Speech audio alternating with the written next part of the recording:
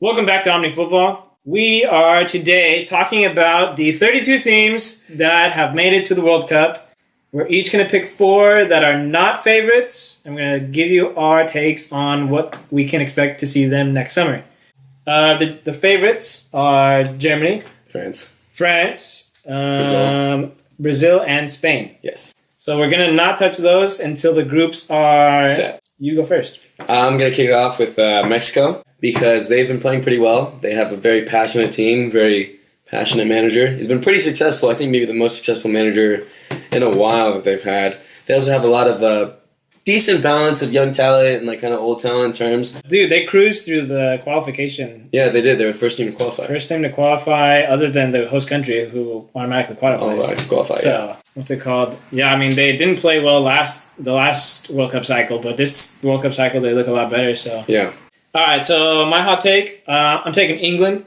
England has not historically been that great at World Cups or big tournaments like the Euros, but except in the 60s. But I have faith in Harry Kane. Although he plays for Tottenham, it's undeniable that he's world class. He's a great goal scorer. So he's a great goal scorer. They've got a decent young squad. I actually think they've got pretty good attacking players. Maybe not defensive or midfield players that are great. I think going forward it'll be good. So I'm saying now this will be their best World Cup in probably like 5 But you also said that they were going to win the last World Cup, did you not?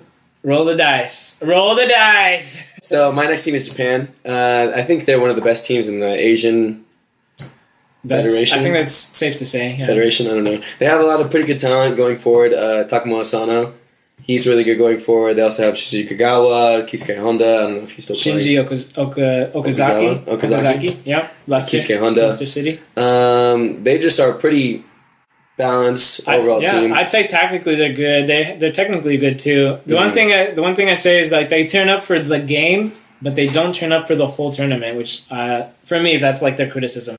But they'll be fun to watch for sure. So, All right. So last World Cup cycle, we had Germany and Argentina make the final, and for me, Argentina had an easy run. Had an easy run to the final, yes, and we're kind of lucky to get there. This year, I think Messi will definitely play his best. But he played his best last year. No, his best soccer he's played at a World Cup. Oh. I think he's going to play even better than he did last World Cup cycle. But they look worse. So, I mean, it's going to be, can they get a team behind him for the run? That's going to be it. It's if they can get the team to play with Messi. Yeah. Because they have not been able to do so up until now. Which is weird because Argentina has a very good team. They have a lot of good players. That's why they're on my list. My next take is Belgium. Because this is the golden generation, obviously. They have ridiculous players in every single position. They have good strikers, Romelu Lukaku. They have good midfielders like Kevin De Bruyne. They have good defenders like Toby Alderweireld. They don't have very good goalkeepers. No, they've got great goalkeepers. Mignolet? Courtois, dude. Oh, yeah, Courtois. He's obviously the first choice. If they can get everyone to mesh together, they will be able to do very, very well. We're going Russia. We're going the home country. So, yeah, they were in Brazil for sure. And I don't know. They were disappointing in Brazil. And I think that was apparent when they played. And I think they didn't even get out of the group stage. But now, I feel like everything's like coming together for this World Cup. They're at home. If you're going to play at home at the World Cup, you're going to turn up. And so, like, maybe they're not going to play beautiful soccer, but they're going to go hard. And they'll get results. If they get out of the group, then they have got a fighting chance every time they go out on the field. Honestly, So I wouldn't discount them at all. So my last team is Portugal.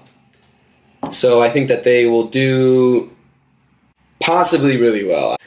Cristiano Ronaldo obviously be a huge factor. His whole left or right leg, I don't remember which one it was, in the last World Cup was shite. So, That's right. So he could not perform anywhere close to his full potential. And they won a Euro, dude, and I did not think they were going to do that. I did not think they were going to win that Euro. If Ronaldo's fit and he's playing well, you cannot deny him. He will score those goals. But for now, I mean, yeah, they're looking interesting. And then my last one is going to be Colombia. Colombia, for me, was the most fun team to watch at the last World Cup. And it was because of one man, James Rodriguez. James scored. I think that goal that James scored at the World Cup last time out was the best goal I've ever seen. Technically, the best goal. I mean, I still hold other goals as personally better, but technically, it was amazing. But I think that if you look at the surrounding supporting cast, everyone else has gone slightly better. Mm-hmm. Falcao's getting slightly better. Well, he's back in form now. He's back in form. So, I mean, from where he was to where he is now, a huge improvement. It's an improvement. But yeah, so that's 8 teams that you should be looking forward to next summer. Once the groups are out, we'll definitely come back and review the groups, especially the favorites. So yeah, thanks for watching, and we will see you next time. Okay. I mean, like